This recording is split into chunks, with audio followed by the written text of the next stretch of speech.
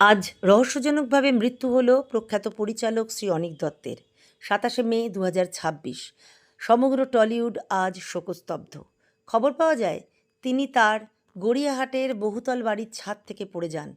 অত্যন্ত গুরুতর আঘাত লাগে এবং পরে ঢাকুরিয়ার পার্শ্ববর্তী হাসপাতালে নিয়ে গেলে তাকে মৃত বলে ঘোষণা করা হয়। আরও শোনা যায় তিনি সেই সময় তার বাড়িতে একাই ছিলেন। পরে তার স্ত্রীকে খবর দেওয়া হয়।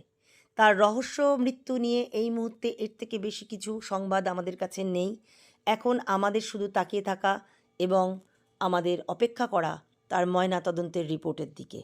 তিনি স্পষ্টভাষী ও ঠোঁটকাটা বলে খুবই পরিচিত ছিলেন।